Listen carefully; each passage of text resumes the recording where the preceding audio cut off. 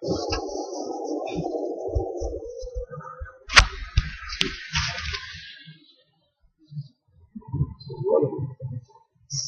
منگوا لیں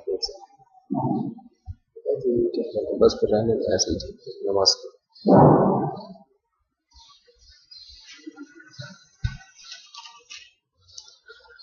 الحمد لله نحمده ونستعينه ونستغفره ونؤمن به ونتوكل عليه ونعوذ بالله من شرور أنفسنا ومن سيئات أعمالنا من يهده الله فلا مضل له ومن يضلله فلا هادي له ونشهد أن لا إله إلا الله وحده لا شريك له ونشهد أن سيدنا وحبيبنا وشفيعنا وسندنا محمدا عبده ورسوله صلى الله تعالى عليه وعلى آله وأصحابه وبارك وسلم تسليما كثيرا كثيرا. أما بعد فأعوذ بالله من الشيطان الرجيم. بسم الله الرحمن الرحيم. يوم يفر المرء من أخيه وأمه وأبيه وصاحبته وبنيه لكل امرئ منهم يومئذ شأن يغنيه وجوه يومئذ مسفرة ضاحكة مستبشرة ووجوه يومئذ عليها غبرة ترهقها قترة أولئك هم الكفرة الفجرة.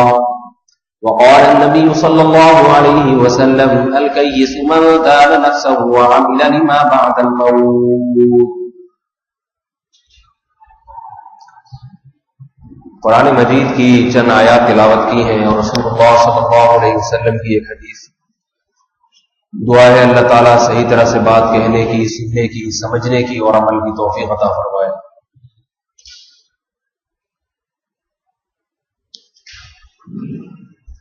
رسول اللہ صلی اللہ علیہ وسلم نے ارشاد فرمایا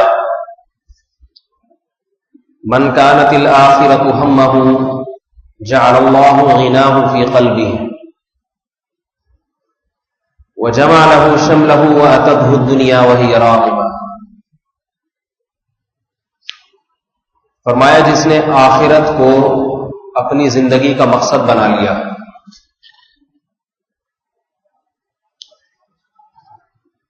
اس جستجو میں لگا رہا کہ میری آخرت بن جائے،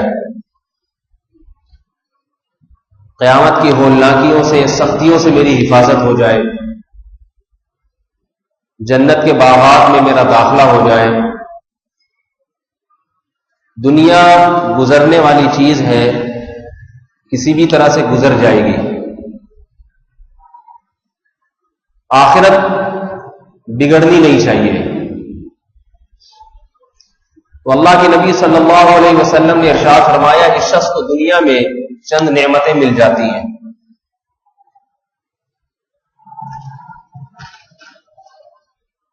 جمع لہو شملہو،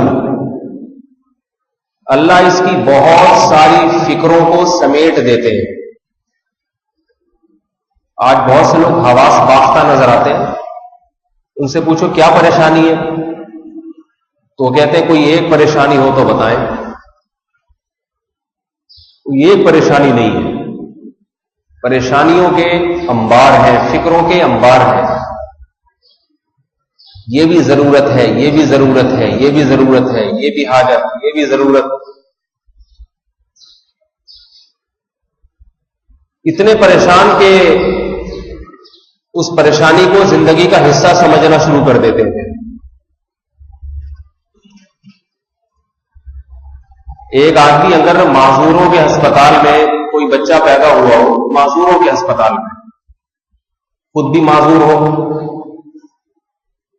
اور پھر زندگی اسی ہسپتال میں گزار دے، تو وہ بچہ کیا سمجھتا ہے؟ وہ یہ سمجھتا ہے کہ سب معذور ہی ہیں دنیا میں. وہ یہ سمجھتا ہے اللہ نے کسی کو آنکھ نہیں دی تو کسی کو ٹانگ نہیں دی، کسی کو ہاتھ نہیں دیا تو کسی کو سر پہ بال نہیں دیے. تو وہ یہ سمجھتا ہے، اس کے ذہن میں یہ تصور ہی نہیں ہوتا کہ کوئی پورا صحیح سالم بھی ہو سکتا ہے. کیونکہ دیکھا نہیں اس نے. آج ہر شخص چاہے وہ مرد ہو یا عورت ہو خوش نہیں ہے، کوئی بھی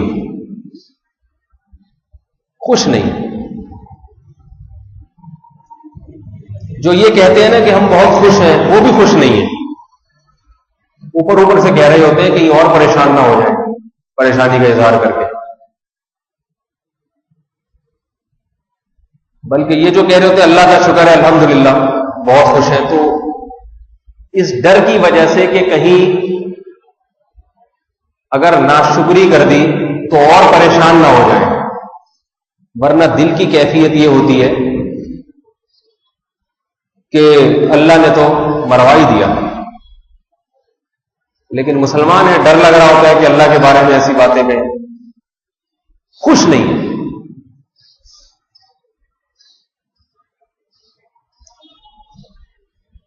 جنہیں کوئی غم نہیں ہے انہیں اس بات کا غم ہے کہ آئندہ کوئی غم نہ آ جائے. مالی لحاظ سے بھی خوش، صحت بھی ٹھیک، انہیں یہ ٹینشن اور ڈر اور خوف کہ یہ کہیں ختم نہ ہو جائے، چھن نہ جائے.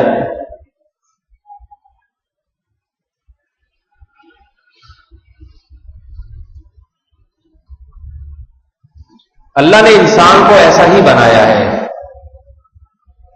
اگر وہ اپنی فطرت پہ نہیں چلے گا، مقصد سے ہٹ جائے گا، فَإِنَّ لَهُ مَعِيشَةً ضَنْكَا، فرمایا ہم اس کو بہت تنگ زندگی دیں گے.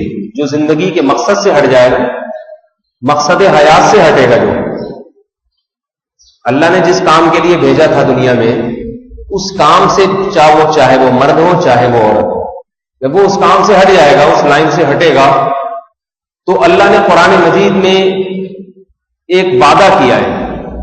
فرمایا فَإِنَّ لَهُ مَعِيشَةً ضَنْكًا، اس کو زندگی ملے گی تنگ زندگی. تنگ زندگی سے کسے کہتے ہیں؟ جیسے جیل کی کوٹری میں کوئی پڑا ہوا ہو سلاخوں کے پیچھے، تو بتائیے وہ کشادہ زندگی گزارتا ہے یا تنگ زندگی؟ تنگ زندگی اس کو کہتے ہیں جو جیل کی کوٹری میں پڑا ہوا، اس کا دل ہر وقت گھٹے گا، سانس گھٹے گا اس کا، کسی طرح باہر نکلو یہاں سے، دنیا دیکھو. اس کی سب سے بڑی تمنا یہ ہوگی کہ مجھے یہاں سے باہر نکالا جائے، چاہے اس کو ساری نعمتیں اس جیل میں میسر ہوں، کھانے کے لیے کباب پراٹھے دیے جا رہے ہوں صبح شام، لیکن اس کی زندگی کو ہم کشادہ زندگی نہیں کہہ سکتے، تنگ. اللہ نے کیا فرمایا؟ جو میرے ذکر سے، میری یاد سے اعراض کرے گا، میری یاد سے، من اعرض عن ذکری، جو مجھے بھول جائے گا دنیا میں جا کے، اس کے بارے میں اللہ نے فرمایا اس کو میں تنگ زندگی عطا کروں گا. تنگ زندگی، ایسے زندگی گزارے گا جیسے جیل کی کوٹری میں ہوتا ہے، دم گھٹے گا اس کا اس زندگی میں، چاہے وہ 1000 گز کے بنگلے میں ہی کیوں نہ ہو، پھر بھی تنگ زندگی. چاہے گھر میں روشن دان اور کھڑکیوں کی بھرمار ہو ہوا کی گزرگاہ کے لیے، گھر میں بھاری بھرکم ایئر کنڈیشن لگے ہوئے ہوں،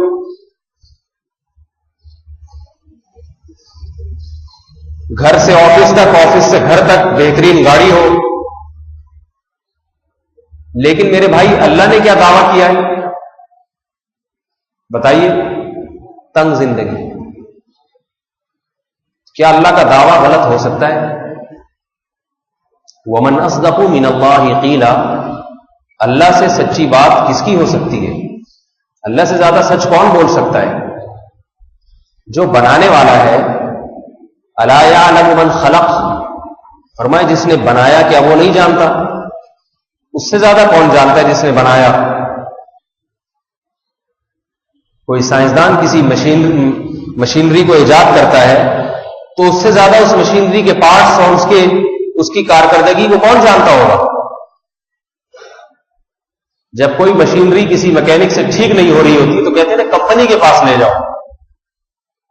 جس نے بنایا ہے جو کمپنی ہے وہ زیادہ بہتر جانتی ہے. تو اللہ فرماتے ہیں جس خالق نے بنایا ہے اس سے بھی زیادہ کوئی جانتا ہے تمہیں؟ اس سے بھی زیادہ کوئی جانتا ہے کیا؟ تو میرے بھائی وہ اللہ کیا کہہ رہا ہے؟ ہزار گز کے بنگلوں میں بھی میں تمہاری زندگی کو تنگ کر دوں گا. تنگ.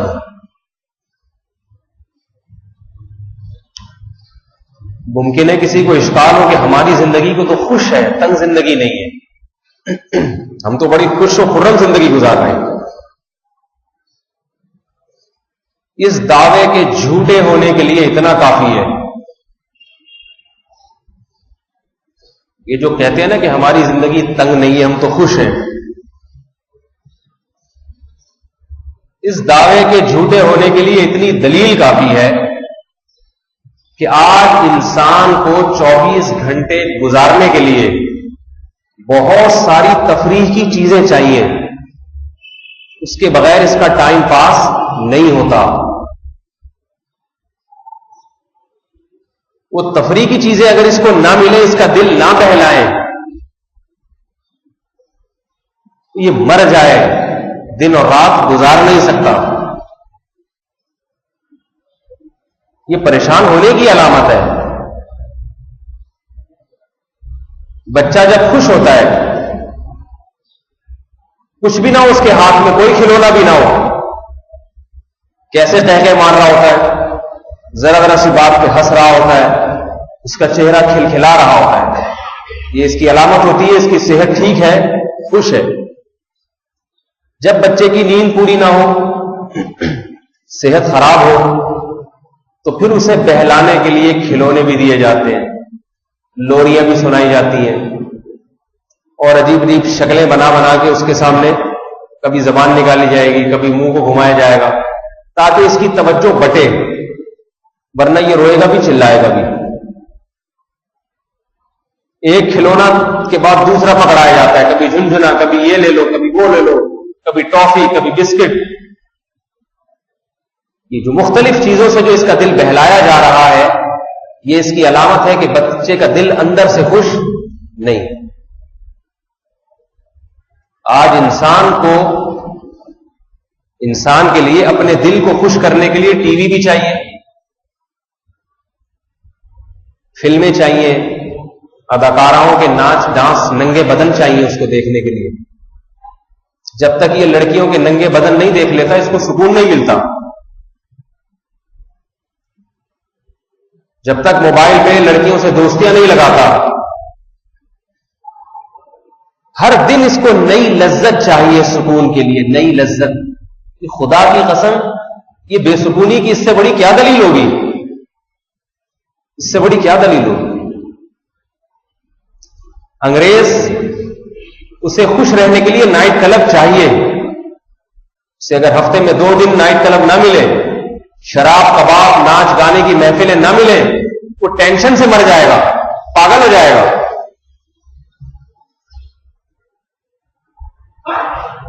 جس انسان کو دل کو بہلانے کے لیے مختلف چیزیں چاہیے سکون کے لیے، یہ اس کی علامت ہے اس کے اپنے دل میں سکون نہیں.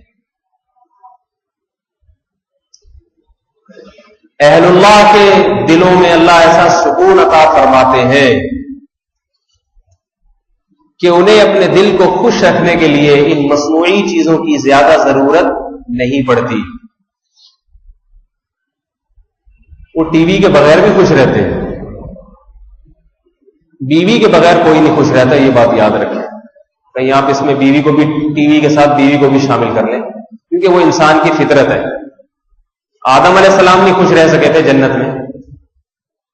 حضرت آدم علیہ السلام کو اللہ نے جنت میں رکھا، ساری نعمتیں تھیں مگر خوش بولو بھائی نہیں تھی. جب تک اماں حوا کو نہیں پیدا کیا، ان سے شادی نہیں کرائی.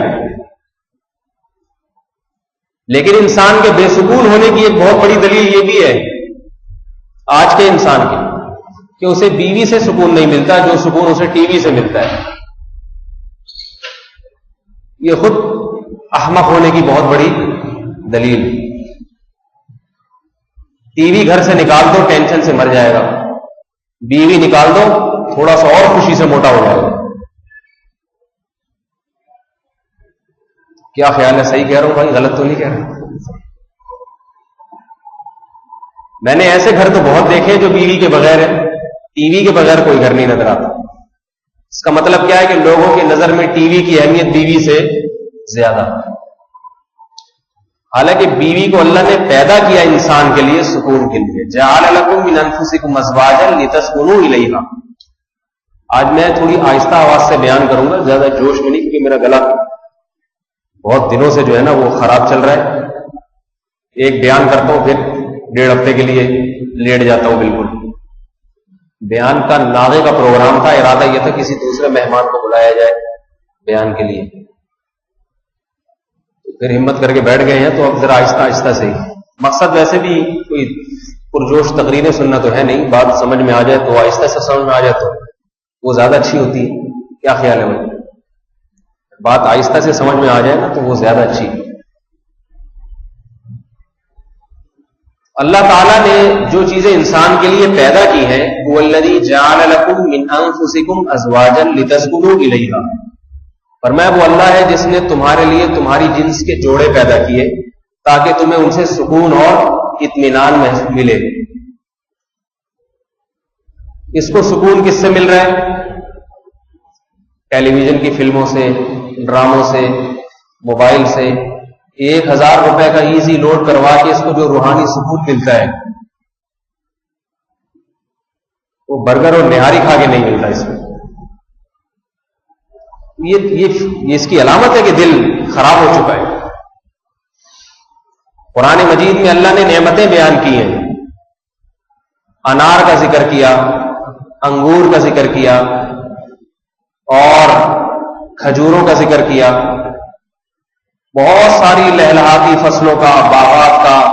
انبتنا بھی حدائق ذات بہجہ، بہترین باغات پیدا کی اس نے تمہارے لیے، پانی کی نہریں پیدا کی. یہ تمام چیزوں کو اللہ نعمت کے طور پہ بیان کرتے ہیں کہ انسان کے لیے اتنے بڑی لذت کا سامان ہے. لیکن ہیروئن جی کو ان چیزوں میں مزہ آئے گا؟ اس کے لیے انار بیکار، انگور بیکار، دودھ بیکار، شہد بیکار. اس لیے کہ اس کی فطرت مسخ ہو گئی ہے. اس کو جو مزہ پڑیا میں آئے گا جس سے اس کی صحت بھی خراب، مزاج بھی خراب، دماغ بھی خراب، جگر بھی خراب، دل بھی خراب، پھیپھڑے بھی خراب، اس پڑیا میں اس کو مزہ آ رہا ہے. جو چیزیں اللہ نے بنائی ہیں مزے کے لیے، جن کو جو بنانے والا کہہ رہا ہے کہ میں نے انسان کے مزے کے لیے پیدا کی چیزیں، مزے کے لیے جو میں نے چیزیں پیدا کی ہیں، انگور ہے، دودھ ہے، انار ہے، آم، خربوزے، تربوز، جو پھلوں کی ایک طویل سلسلہ ہے، پھلوں کا، ترکاریوں کا، گوشت کا. مچھلی کا ذکر کیا قرآن مجید نے، لحمن طریا، تر گوشت تم سمندروں سے نکالتے ہو، مچھلی. یہ ساری چیزیں لذت کا سامان ہیں. مگر جس کا دماغ خراب ہو جائے اس کو ان چیزوں میں مزہ آئے گا؟ نہ دودھ میں مزہ آئے گا. اس کو دودھ میں بھی پتی ڈال کے پیے گا، وہ بگاڑ گے اس کو. ہمارے شیخ حضرت مفتی رشید احمد صاحب رحمۃ اللہ علیہ فرمایا کرتے تھے کہ گناہوں کا وبال ہے کہ جس دودھ کو اللہ نے قرآن میں اتنے اہتمام سے بیان کیا، وَإِنَّ لَكُمْ فِي الْأَنْعَامِ لَعِبْرَةً نُسْقِيكُم مِّمَّا فِي بُطُونِهِ مِن بَيْنِ فَرْثٍ وَدَمٍ لَبَنًا خَالِصًا سَائِغًا لِلشَّارِبِينَ. فرمایا دیکھو ان جانوروں میں کیسا عبرت کا سامان ہے. ہم ان کو سوکھا چارہ کھلا کے خون اور گوبر کے درمیان سے تمہارے لیے کیسا سفید تازہ دودھ نکالتے ہیں، جس میں نہ گوبر کی بدبو، نہ خون کی بدبو، نہ گوبر کی آمیزش، نہ خون کی آمیزش.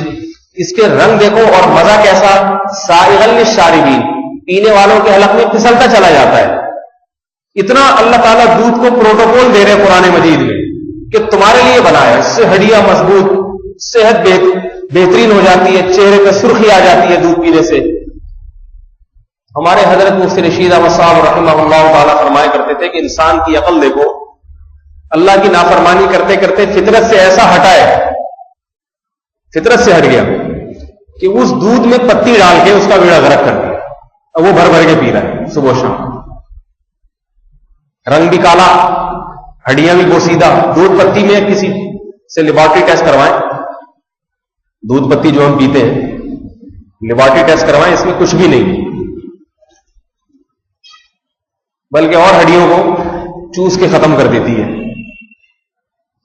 شہد کو اللہ نے قرآن مجید میں بیان کیا، شہد کیسی لذیذ چیز ہے، فرمایا اوحى ربك الى النحل ان اتخذي من الجبال بيوتا ومن الشجر ومما يعرشون، چھوٹی سی مکھی کو تمہاری خدمت پہ لگا دیا، وہ پھلوں کا رس چوستی ہے، لمبے لمبے سفر طے کرتی ہے، فاسلکی سبل ربک ذللا، واپسی کے راستے تمہارے رب نے مسخر کر دیے، انہی راستوں پہ چل کے آتی ہے۔ اتنی محنت کر کے کیا کرتی، ہوتا کیا اس محنت کا نتیجہ، یخرج من بطونها شراب مختلف الوانها فیہ شفاء للناس، اس کے پیٹ سے ایک رس نکلتا ہے جس کے رنگ مختلف، ذائقے مختلف، لذت اتنی زبردست اور مزہ کیسا اور شفا کیسی، شفاء للناس، ساری دنیا کے سارے انسانوں کی بیماریوں کی شفا اس میں۔ کتنے اہتمام سے اللہ وہ ہمارے لیے بنواتا ہے۔ آج لوگ گھر میں روح افزا کی بوتل رکھی ہوگی اور ایک شہد کی بوتل، وہ روح افزا زیادہ شوق سے کھائیں گے جو انسانوں کا بنایا ہوا، اور اس میں معلوم نہیں اس کو محفوظ کرنے کے لیے کیا کیا کیمیکل ڈلے ہوئے۔ نیسلے کا ڈبہ زیادہ شوق سے پیئیں گے، جو اللہ نے انسان کے لیے مشروب بنایا اتنے اہتمام کے ساتھ، وہ نہیں کھائیں گے۔ بہرحال یہ ایک الگ بحث ہے۔ فطرت بگڑتی ہے انسان کی تو اسے ایسی چیزوں میں سکون نظر آنا شروع ہوتا ہے جن چیزوں میں حقیقی سکون نہیں ہے۔ اللہ رب العزت نے دعویٰ کیا کہ جو میری یاد سے اعراض کرے گا، مجھے یاد نہیں رکھے گا، تو میں اس کی زندگی کو اس پر تنگ کر دوں گا، جیل کی کوٹری کی مانند بنا دوں گا اس کی زندگی۔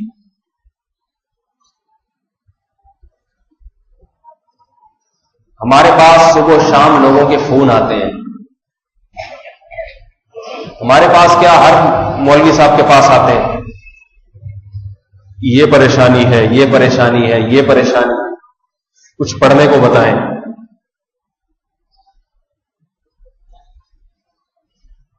میں ان سے ایک بات کہتا ہوں، 2 رکعت پڑھ کے اللہ تعالیٰ سے اردو زبان میں دعا مانگ لیا کریں کہ اللہ تعالیٰ آپ کی یہ پریشانی کو حل کر دیں۔ ہمارے حضرت کے پاس جب کوئی فون کرتا نا کہ یہ پریشانی ہے، تو حضرت کہتے ہیں گناہ چھوڑ دے، گناہ چھوڑ دے۔ میرے بھائی، یہ جو ہر آدمی بے سکونی کی زندگی گزار رہا ہے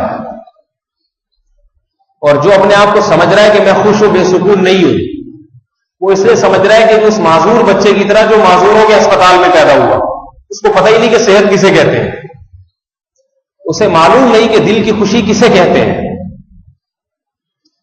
انسان کا دل جب خوش ہوتا ہے تو اس کے چہرے پہ رونق ہوتی ہے۔ ہمیں تو چہروں پہ رونق نظر نہیں آتی۔ کوئی خدا نخواستہ کوئی بڑا دعویٰ نہیں کر رہا، میں جب دیکھتا ہوں لوگوں کے چہروں کی طرف تو 100 میں کوئی ایک چہرہ نظر آتا ہے جس کے چہرے پہ چمک اور خوشی ہوتی ہے۔ ایسے عجیب عجیب سے بچائے مرجھائے ویسے ایسے عجیب عجیب سے، حالانکہ صحت ٹھیک ٹھاک ہوتی ہے۔ حیرانگی ہو رہی ہوتی ہے کہ یہ کیا ہو گیا، اس کو کیوں پریشان ہے۔ ہمارے شیخ حضرت مفتی رشید احمد صاحب رحمۃ اللہ علیہ امریکہ کے دورے پر گئے تو وہ ان کو بہت اندازہ ہوتا تھا، لوگوں کے چہروں کو پڑھ لیا کرتے تھے۔ ایک انگریز کو بلایا، حضرت نے فرمایا کہ تمہارے چہرے سے لگ رہا ہے کہ تمہارے دل میں سکون نہیں ہے۔ اس نے کہا بالکل صحیح کہہ رہے ہیں آپ، بالکل صحیح۔ حضرت نے فرمایا کہ پھر عیسائیت کو چھوڑ کیوں نہیں دیتے؟ عیسائی تھا وہ، تو وہ جواب میں کہنے لگا میں عیسائیت پہ لعنت بھیجتا ہوں. اندازہ لگائیں کہ اپنے مذہب سے کیسا باغی ہو گئے, اپنے مذہب کے بارے میں کیا کہہ رہے ہیں. میں آج تھوڑا سا پتلا پتلا ہی بیان کروں گا, شوربے پہ گزارا کریں, میری صحت ذرا ٹھیک نہیں ہے. آپ بھی حیران ہوں گے مولوی صاحب زیادہ جوش میں نہیں ہے, آج شوربے پہ گزارا کریں. صحیح ہے نا, کبھی کبھار جو ہے نا مرغوں کے بجائے پتلا شوربہ بھی ہونا چاہیے, اس لیے ہلکا ہلکا کر رہا ہوں کہ چلتا رہے یہ حساب کتاب. تو حضرت نے اس سے فرمایا کہ پھر عیسائیت چھوڑ کیوں نہیں دیتے جس سے اتنا بے سکون ہو تم. تو اس نے کہا عیسائیت پہ میں لعنت بھیجتا ہوں. یہ حالات ہو گئے ہیں. تو میرے بھائی جو بھی سکون حاصل کرنا چاہتا ہے, اللہ نے صرف ایک راستہ رکھا ہے اس کے لیے کہ اللہ کو یاد رکھے وہ. اور اللہ کو یاد رکھنے کا مطلب کیا ہے؟ موقع پہ اللہ کو یاد رکھے. موقع پہ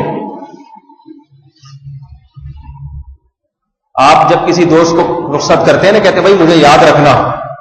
یاد رکھنے کا مطلب نہیں کہ 24 گھنٹے میرا تصور دماغ میں رکھنا. مطلب یہ کہ جب مجھے کوئی کام پڑے, کوئی مشکل آئے, کوئی میرا کام اٹک جائے تو یاد رکھنا مجھے تم نے میرا وہ کام نمٹانا ہے. اللہ رب العزت چاہتے ہیں کہ انسان کے دل میں صرف اور صرف اللہ کی محبت رہے اور انسان موقع پر اللہ کو یاد رکھے. موقع پہ یاد رکھنے کا مطلب کیا ہے؟ جب دل گناہ کی طرف مائل ہو, خواہشات دل میں پیدا ہو, اللہ کی نافرمانی کا دل چاہے, اس وقت انسان کو اللہ یاد آ جائے اور اللہ کی خاطر وہ نافرمانی چھوڑ دے. اس وقت دل بے سکون ہوتا ہے انسان کا. جب اللہ کی خاطر گناہ کو چھوڑتا ہے تو دل میں بے سکونی پیدا ہوتی ہے. اللہ اس تھوڑی سی بے سکونی کے بدلے میں, تھوڑی سی بے سکونی, بہت بڑا سکون اس کے دل میں عطا فرما دیتے ہیں. یہ قیمت ہے اس سکون کی. تھوڑی سی بے سکونی دے کر زیادہ سکون لے لو, اس کے لیے تیار نہیں ہے. ہم اور آپ یہ چاہتے ہیں کہ تھوڑا سا سکون مل جائے تو بے شک ساری زندگی کی بے سکونی ہو. تھوڑا سا ہمیں چاہیے وہ لذت اور تھوڑا سا مزہ جو وقتی ہوتا ہے. دیکھو میرے بھائی, اگر یہ شراب کباب میں, زنا میں, بد نظری میں سکون ہوتا تو مجھے ایک بات بتائیں, مشاہدے سے بڑھ کر کوئی دلیل ہوتی ہے؟ ایک آدمی کو آپ دلائل سے ایک بات سمجھا رہے ہیں, سمجھ میں نہیں آ رہی, آپ جا کے اسے مشاہدہ کرا دیں.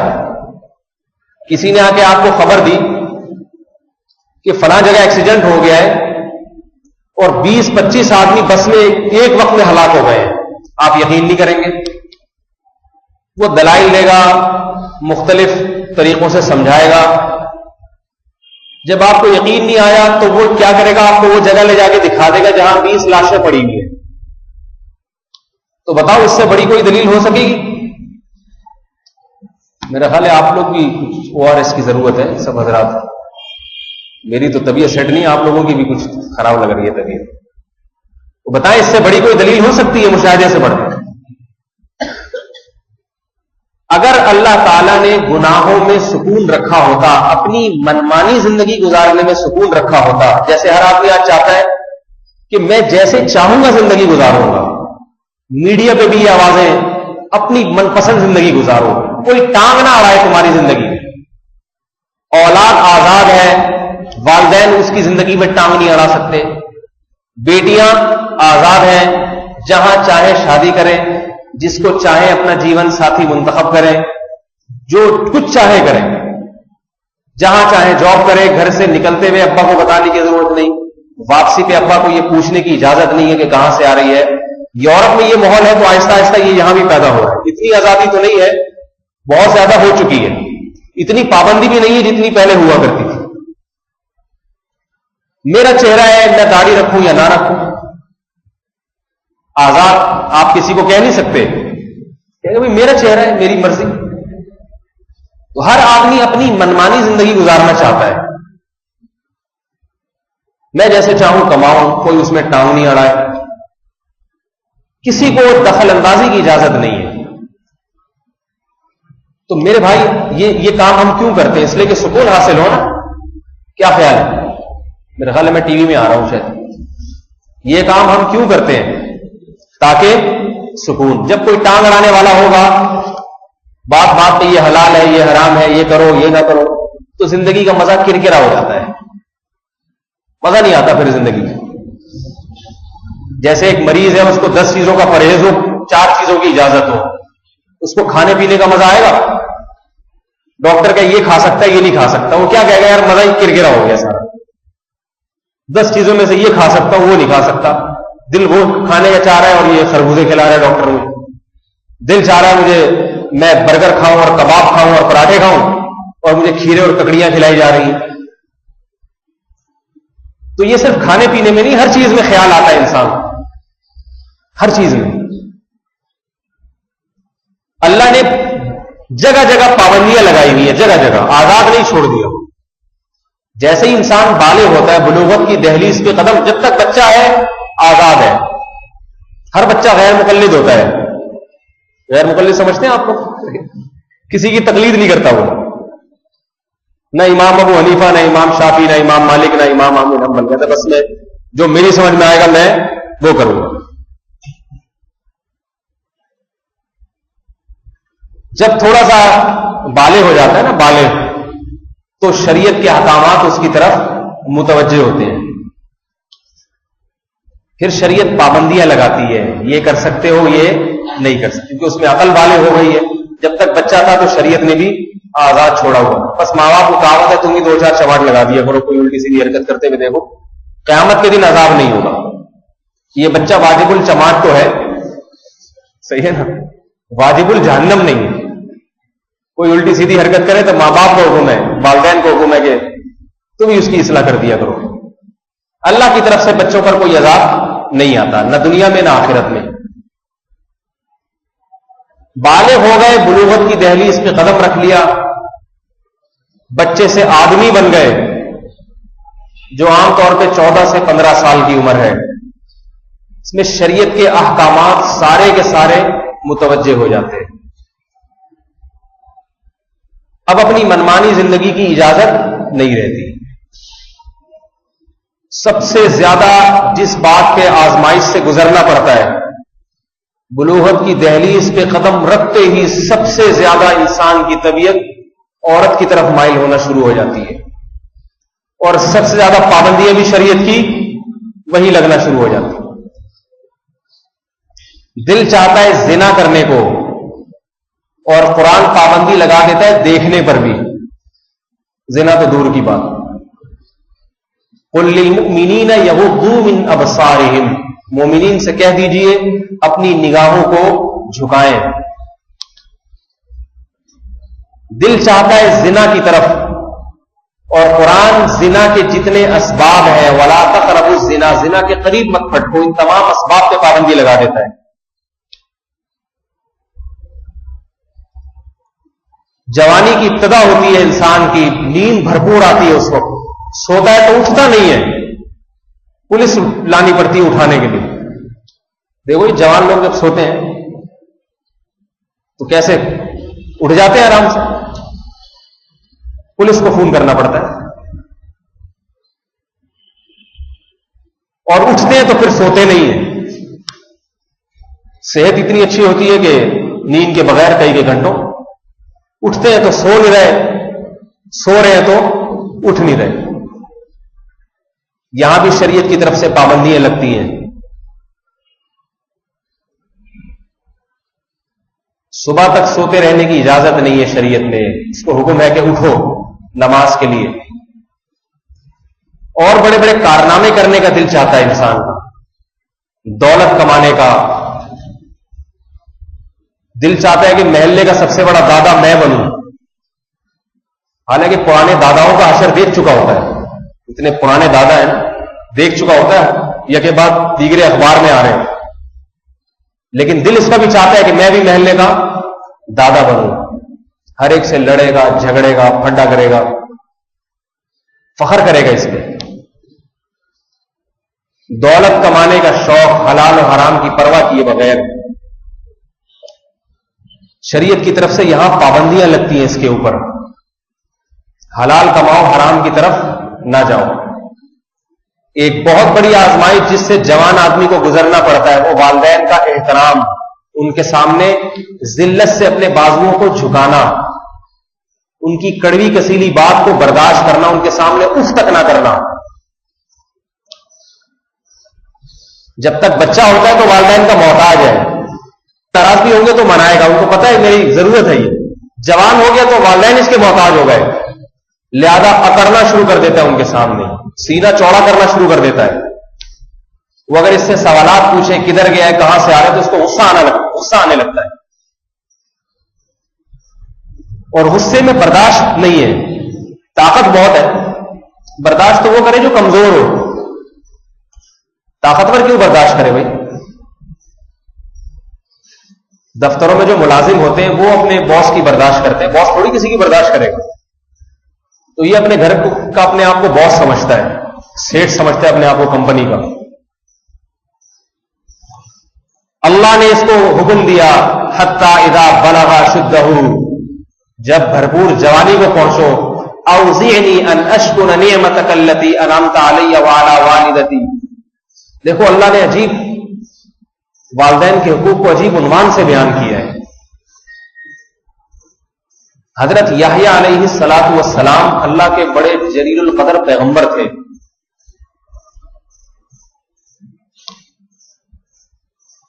اللہ تعالیٰ نے ان کی صفات بیان کی تو والدین کے ساتھ حسن سلوک کا بھی ذکر کیا. حضرت عیسیٰ علیہ الصلاۃ والسلام کو جب پیدا کیا دنیا میں تو ماں کی گود میں حضرت عیسیٰ علیہ السلام کو اللہ نے بولنے کی توفیق عطا فرمائی. اس وقت حضرت عیسیٰ نے جو تقریر کی ہے ماں کی گود میں، جب یہودیوں نے الزام لگایا نا کہ معاذ اللہ یہ ولد الزنا ہے، بغیر باپ کے پیدا ہوئے، تو اللہ نے حضرت مریم کی براءت کا اعلان کرنے کے لیے حضرت عیسیٰ علیہ السلام کو قوت گویائی عطا فرمائی، ماں کی گود میں بول پڑے. جو کلام اس وقت حضرت عیسیٰ کی زبان سے صادر ہوا اللہ نے قرآن مجید میں اس کو ذکر کیا ہے. وہ کیسا عجیب کلام ہوگا، وہ یقیناً اللہ کی طرف سے منتخب شدہ کلام ہوگا جو پیغمبر کی زبان سے کہلوایا جا رہا ہے اور اس کو قیامت تک کے لیے محفوظ کروایا جا رہا ہے اور قیامت تک تمام آنے والے انسانوں کو تلاوت کے ذریعے ان کی زبانوں سے کہلوایا جا رہا ہے. اس کلام میں حضرت عیسیٰ نے اپنی صفات بیان کی ہے کہ میں ولد الزنا نہیں ہوں، بلکہ میں عام انسانوں کی طرح بھی نہیں ہوں. اللہ نے مجھے تورات اور انجیل کا علم دیا، وجعلنی نبیا، اور مجھے پیغمبر بنایا، وجعلنی مبارکن اینما کنت، میں جہاں بھی دنیا میں جاؤں گا برکتیں میرے ساتھ جائیں گی. ولد الزنا نہیں ہوں، میں برکت والا پیغمبر ہوں. وَأَوْصَانِي بِالصَّلَاةِ وَالزَّكَاةِ مَا دُمْتُ حَيًّا، اور میں جب تک زندہ رہوں گا لوگوں کو زکات اور نماز کا حکم دیتا رہوں گا. اتنی اچھی تعلیمات. اور کیا فرمایا؟ اللہ نے مجھے پیغمبر بنایا، وَبَرًّا بِوَالِدَتِي، اور مجھے اپنی ماں کے ساتھ اچھا سلوک کرنے والا بنایا. جب تک زندہ رہوں گا میں اپنی ماں کے ساتھ اچھا سلوک کرتا رہوں گا. نماز اور زکات کی بات ہو رہی ہے، اور تیسری بات کیا ذکر کی جا رہی ہے؟ بتاؤ میرے بھائی. ماں کے ساتھ حسن سلوک کی. قرآن مجید کی اس آیت سے ماں کے حق کا پتہ چلتا ہے. حضرت عیسیٰ کے والد تو تھے نہیں، ماں ہی تھی، اس لیے ان کا ذکر کیا. کس قدر اللہ نے حق بنایا ہے کہ ایک پیغمبر جو یقیناً اس کا درجہ اس کی ماں سے زیادہ ہے، وہ بچپن میں یہ گواہی دے رہا ہے کہ جیسے میری صفت نبوت میرے ساتھ ہمیشہ رہے گی، ماں کے ساتھ حسن سلوک والی صفت بھی میرے ساتھ ہمیشہ دائمی رہے گی. آج جوان آدمی اپنے باپ سے تمیز سے بات نہیں کرتا. جن گھروں میں باپ کا احترام ہے، جن گھروں میں، وہ گھر ہے جن میں باپ اولاد کو چھیڑتے ہی نہیں ہے. سمجھ میں نہیں آ رہی میرا خیال ہے بات. ان گھروں میں باپ باپ بن کے رہتا ہی نہیں ہے.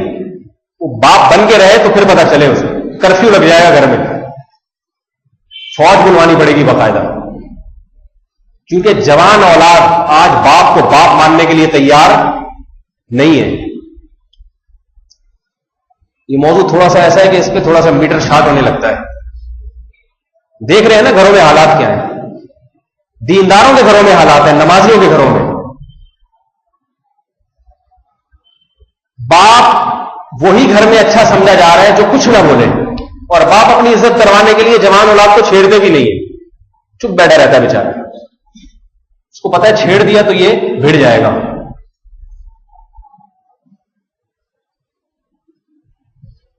ابراہیم علیہ الصلوۃ والسلام محمد صلی اللہ علیہ وسلم کے بعد اس کائنات کے سب سے افضل ترین انسان ہے حضرت ابراہیم علیہ الصلوۃ والسلام.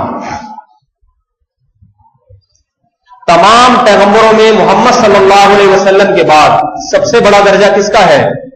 حضرت ابراہیم علیہ الصلوۃ والسلام کا.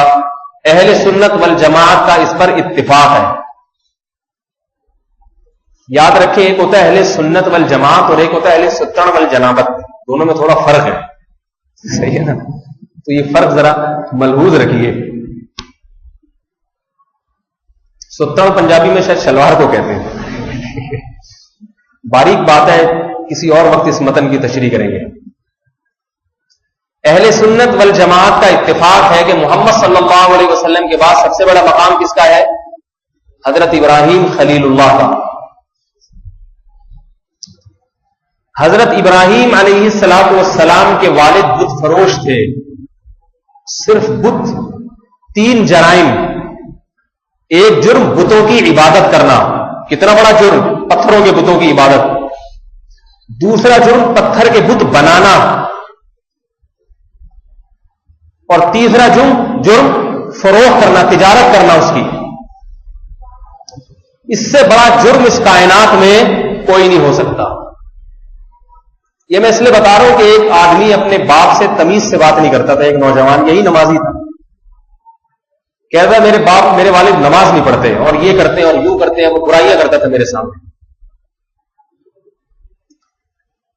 تو میں نے کہا جیسے مرضی ہو آپ ان سے محبت سے بات کرو, ان کے سامنے بازو جھکا کے ذلت کے ساتھ ان کے سامنے رہا کرو. کوئی غلطی ہے تو ہونے دو. کہہ رہا نہیں ایسے ہیں ویسے ہیں. روزانہ اپنے باپ سے جھگڑتا تھا. روزانہ جھگڑا کس سے ہو رہا ہے؟ باپ سے. یہ عنوان ہی بڑا عجیب ہے. یہ عنوان آج کل اس قسم کی خبریں آ رہی ہیں. آپ اگر پہلے جائیں گے تھوڑا پرانی تاریخ میں تو یہ لفظ بڑا عجیب ہے کہ باپ سے جھگڑا. اولاد کون ہوتی ہے باپ سے جھگڑنے والی؟ تو وہ روزانہ اس کا ابا سے جھگڑا رہتا تھا. تو میرے سامنے اپنے ابا کی برائیاں بیان کرتا. میں نے اس سے کہا کہ میرے بھائی آپ ابراہیم علیہ السلام سے افضل نہیں ہو, اور آپ کے والد ابراہیم علیہ السلام کے والد سے بدتر نہیں ہے. مسلمان ہیں, بہرحال عید کی نماز کے لیے سال میں ایک دفعہ آ جاتے ہیں, کلمہ بھی پڑھ ہی لیتے ہوں گے کبھی نہ کبھی. ابراہیم علیہ السلام کے والد بت فروش بھی, بتوں کی عبادت کرنے والے بھی, اور بتوں کو بنانے والے بھی. اور چوتھا جرم, ابراہیم علیہ السلام نے جب نصیحت کی ہے تو ان کو پتھروں سے مار کر ہلاک کرنے کی دھمکی. آج کوئی باپ اپنے اولاد کو ایسی دھمکی دیتا ہے کہ پتھروں سے مار کے ہلاک کر دوں. ممکن ہے اوپر سے بھڑکیاں مارے, میں یہ کر دوں گا وہ کر دوں گا, لیکن ارادہ نہیں ہوتا. ابراہیم علیہ الصلوۃ والسلام کے والد نے حقیقت میں دھمکی دی تھی اپنے بیٹے کو, لئن لم تنتہی لارجمنک, اگر تو اپنی دعوت سے باز نہ آیا, گھر کا ماحول تو نے خراب کیا ہوا ہے. ابراہیم علیہ السلام نے گھر میں صرف یہ دعوت دی تھی کہ اے میرے والد. سورہ مریم میں اللہ نے ابراہیم علیہ السلام کی اس دعوت کو ذکر کیا ہے. آج وہ نوجوان سورہ مریم کی ان آیات کو اگر دیکھ لیں, ان آیات کا ترجمہ پڑھ لیں, تو ان کو پتہ چل جائے گا کہ باپ سے بات کیسے کی جاتی ہے, اور قرآن میں اس کا طریقہ کیا بتایا ہے. خالی نہیں آ رہی بات سمجھ میں؟ شاید آ رہی ہے بھائی بات. سورہ قرآن کی ایک سورت ہے، اس میں اللہ نے ابراہیم علیہ السلام نے اپنے والد کو جو سمجھایا ہے، کیا سمجھا رہے ہیں کہ یہ بت فروشی چھوڑ دو، ایک اللہ کی عبادت کرو. اس دعوت کے برحق ہونے میں کوئی شبہ نہیں. آج اولاد کہتی ہے میں جو بات کر رہا ہوں وہ صحیح ہے، میرے والد صاحب کی بات غلط ہے، حالانکہ اس کا امکان بھی ہوتا ہے کہ اس کے بعد کی بات درست ہو اور اس کی بات غلط ہو. لیکن ابراہیم علیہ السلام کی دعوت کے صحیح ہونے میں اور بات کے صحیح ہونے میں کوئی شک و شبہ نہیں. وہ اپنے والد سے خطاب کر رہے ہیں، یا ابتی، اے میرے پیارے ابا، لم تعبد ما لا يسمع ولا يبصر ولا يغني عنك شيئا. آپ بھلا ایسے معبودوں کی عبادت کیوں کرتے ہیں جو نہ آپ کی بات کو سن سکتے ہیں، نہ آپ کو دیکھ سکتے ہیں اور نہ آپ کو کوئی فائدہ پہنچا سکتے ہیں. بھلا جن کو اپنے ہاتھ سے بنا رہے ہیں ان کے سامنے کیوں جھکتے ہیں؟ انتہائی میٹھے انداز سے پورے رکوع میں قرآن نے ذکر کیا ابراہیم علیہ السلام اور ان کے والد کے مذاکرے کو. اے میرے والد، رحمان کی اتباع کریں، رحمان جو ارحم الراحمین ہے. ان تمام محبت بھری دعوت کو، اس پوری محبت بھری دعوت کو سننے کے بعد آج کوئی نوجوان اگر اپنے باپ سے اس انداز سے بات کر لے تو باپ بیچارہ ویسے ہی ڈھیر ہو جائے کہ میرے بچہ آج کیسے کتنے اخلاص سے بات کر رہا ہے مجھ سے. اس پوری دعوت کو سننے کے بعد ابراہیم علیہ السلام کے والد نے کیا جملہ کہا؟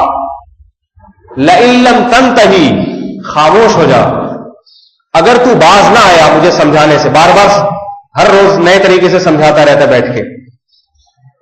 اور ابراہیم علیہ السلام کہہ بھی رہے کہ میں آپ کو آپ کے فائدے کے لیے سمجھا رہا ہوں کہ اللہ کا عذاب آپ پر نہ آ جائے. انی اخاف ان یمسک عذاب من الرحمن، مجھے ڈر ہے کہ رحمان کی طرف سے کوئی عذاب آپ کو نہ پہنچ جائے. تو ابراہیم علیہ السلام کے والد نے کیا جواب دیا؟ لئن لم تنتہی، اگر تو باز نہ آیا، لأرجمنک، پتھروں سے مار کے ہلاک کروں گا، پتھروں سے اذیت والی موت دوں گا. واہجرنی ملیا، میں جس حال میں ہوں مجھے اسی حال میں چھوڑ دے.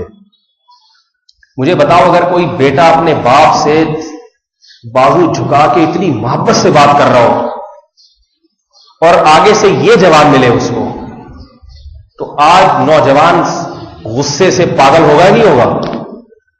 بتاؤ میرے بھائی، کہے گا میں کیسے بات کر رہا ہوں، آپ کو تو بات کرنے کی تمیز ہی نہیں ہے. جواب یہ دے گا نا. میرا خیال ہے میرے بھائی میں انگلش میں بیان کر رہا ہوں، شاید آپ لوگ کی سمجھ میں نہیں آ رہا. کچھ آپ لوگ ہاں میں ہاں ملائیں گے، کچھ جواب دیں گے تو مجھے پتا چلے گا کہ بات کچھ سمجھ میں آ رہی ہے. اگر کوئی نوجوان آج اپنے باپ سے اس طریقے سے محبت سے کوئی بات کرے، ابا سمجھائے پوری بات کہ دیکھیں آپ کا جو یہ حساب کتاب ہے گھر میں یا آپ جو کر رہے ہیں یہ مناسب نہیں، نماز پڑھ لیا کریں، یا کبھی کبھار فلم تھوڑی دیر کے لیے. ابا بھی تو آج کل اسی قسم کی حرکتیں کر رہے ہیں نا گھروں میں. وہ کون سا کوئی نیک کام کر رہے ہیں، وہ ایک الگ موضوع ہے. اباؤں کو کیا کرنا چاہیے، بہرحال اولاد کو تو جو فریضہ ہے وہ تو اس کو نبھانا پڑے گا. تو ابا کوئی اور چینل دیکھ لیں، پاکستانی فلم لگا لیں تھوڑی دیر کے لیے، اس میں بھی کوئی کہانی ہوتی ہے. تو میں یہ کر رہا ہوں کہ محبت سے ابا کو سمجھائے، اتنی لمبی ان کو میرے پیارے ابا، میرے پیارے پاپا، ڈیڈی کر کے سمجھائے ان کو، اور ابا آگے سے جواب کیا دے، ایسا ٹیڑھا جواب، تو غصے سے پاگل ہو جائے گا. یہ پہلی بات ہے سمجھائے گا ہی نہیں ابا کو، بولے کہ جائیں بھاڑ میں، مجھے کیا ہے، باپ کی فکر تھوڑی ہے، جائیں جو مرضی کرنا کریں، میں آزاد ہوں، وہ اپنا، ان کا اپنی لائف ہے، میری اپنی لائف. جس کو فکر ہوگی کہ بھئی یہ میرے والد محترم ہے، کسی طرح دنیا کے اور آخرت کے عذاب سے بچ جائیں، وہ یہ کوشش کرے گا. اور جواب میں والد صاحب یہ ایسا کڑوا جواب دے آگے سے، کیا حالت ہوگی. ابراہیم علیہ السلام کے باپ نے جب یہ کڑوا جواب دیا کہ مجھے چھوڑ دے ورنہ میں تجھے پتھروں سے مار کے ہلاک کر دوں گا، فوراً جواب کیا، سلام علیک، سلام علیک، آپ پر سلامتی ہو، سأستغفر لک ربی. اب میں دعوت سے تو مایوس ہو گیا، مجھے معلوم ہے آپ میری بات نہیں مانو گے، لیکن آپ کو اللہ کے عذاب سے بچانے کے لیے میرا جو فریضہ ہے میں آپ سے وعدہ کرتا ہوں کہ وہ فریضہ میں ادا کرتا رہوں گا. وہ کیا ہے؟ آپ کے لیے موت تک اللہ سے دعائیں مانگتا رہوں گا. سأستغفر لک ربی، اپنے رب سے آپ کے لیے استغفار کرتا رہوں گا. انہ کان بی حفیہ، وہ رب مجھ پر بڑا مہربان ہے. آپ پر نہیں تو مجھ پر تو ہے، بہرحال میری دعائیں وہ رد نہیں کرے گا. اللہ نے پھر حضرت ابراہیم پر پابندی لگا دی کہ مشرک باپ کے لیے مغفرت کی دعا کی اجازت نہیں ہے. جب تک پابندی نہیں لگی حضرت ابراہیم اپنے باپ کے لیے مغفرت کی دعا مانگتے رہے. اور حدیث میں آتا ہے قیامت کے دن بھی اپنے باپ کو جنت میں لے جانے کی کوشش کریں گے، اگرچہ اس میں کامیاب نہیں ہوں گے. ایک لفظ بھی غیر شائستہ زبان سے نہیں نکالا، ایک لفظ باپ کے سامنے. تو میرے بھائی جتنے نوجوان یہاں بیٹھے ہیں، میں ان سے ایک بات کرتا ہوں، کیا آپ حضرت ابراہیم علیہ الصلوۃ والسلام سے افضل ہو کیا؟ اگر کوئی کہنا میں ان سے بھی افضل ہوں لہذا میں بدتمیزی سے بات کر سکتا ہوں، اور آپ کے والد کا مقام ابراہیم علیہ السلام کے باپ سے بھی زیادہ معاذ اللہ بدتر ہے، مشرک ہے معاذ اللہ، اگر یہ نہیں ہے تو ہمیں اپنا لب و لہجہ حضرت ابراہیم کے لب و لہجے سے بھی زیادہ شائستہ بنانا پڑے گا باپ سے بات کرتے ہوئے. حضرت ابو درداء رضی اللہ تعالی عنہ کے پاس ایک شخص آیا، بڑے جلیل القدر صحابی تھے. کہنے لگا کہ میری بیوی، میرے والد صاحب اسے پسند نہیں کرتے، بہو کو کچھ ستاتی ہوگی باپ کو، اور مجھے حکم دیتے ہیں کہ اس کو طلاق دے دوں، تو میں کیا کروں؟ مجھے اس سے محبت بہت ہے. حضرت ابو درداء رضی اللہ تعالیٰ عنہ نے فرمایا کہ میں نے رسول اللہ صلی اللہ علیہ وسلم سے سنا، خود جواب نہیں دیا، اللہ کے نبی کی کا یہ قول سنا دیا.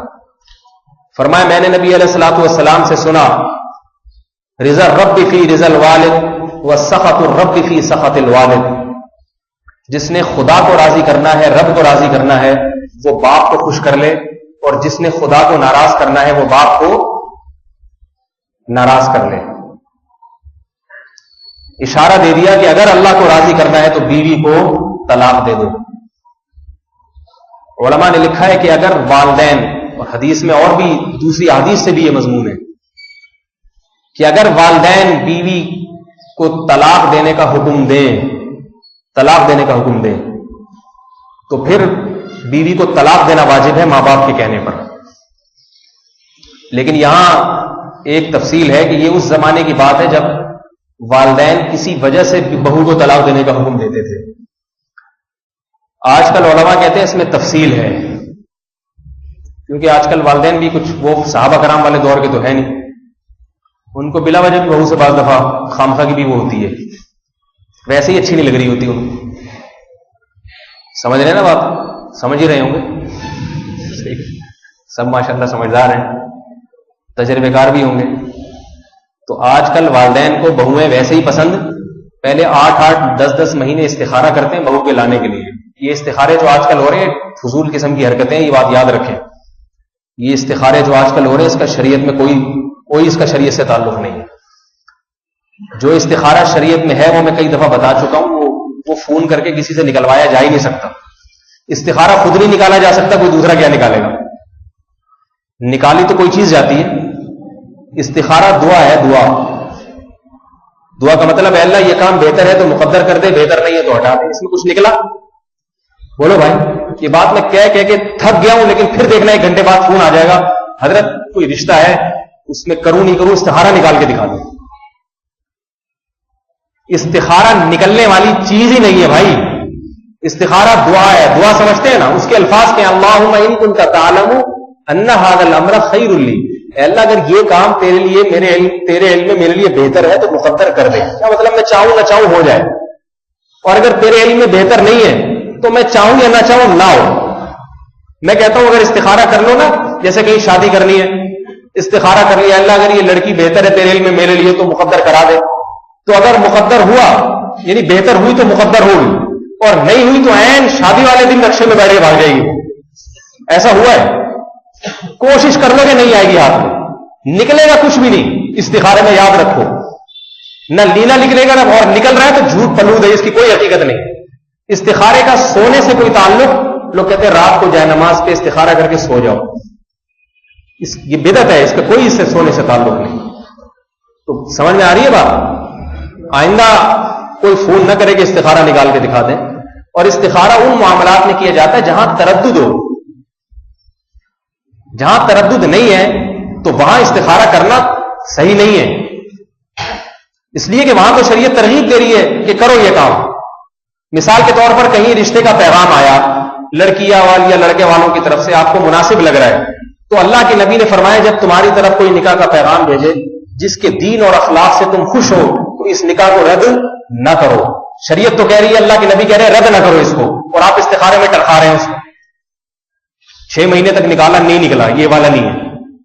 ایک نوجوان لڑکے کو کسی سے عشق ہو گیا، میرے پاس آیا، وہ لڑکی بھی راضی، اس کے ماں باپ بھی راضی، لڑکے کے ماں باپ بھی راضی. تو لڑکے کے ماں باپ کا تھوڑا تھوڑا کچھ گرین چینل سے کچھ زیادہ نہیں تھا، تھوڑا سا وہ ہلکا سا اس میں شیڈ آ رہا تھا، ٹھیک ہے نا. تو انہوں نے کہیں جا کے استخارہ نکلوا لیا کسی مولوی صاحب سے، انہوں نے ان کا نہیں نکلا. میرے پاس آیا کہہ رہا مجھے محبت ہے اس سے اتنی، اور میرے ماں باپ بھی راضی، اس کے ماں باپ بھی راضی. وہ مولوی صاحب نے استخارہ نکال دیا نہیں والا. اب میرے ابا بھی اٹک گئے ہیں کہ نہیں کرنا، لڑکی والے بھی کہہ رہے ہیں بھائی اب نہیں کریں گے. میں نے کہا کوئی مسئلہ نہیں ہے، میں بھی مولوی صاحب ہی ہوں، تو ایک میں نکال کے دکھا دیتا ہوں، اور ابھی فوراً. تو میں نے یوں کیا انتر منتر، میں نے کہا نکل گیا، ہو گیا.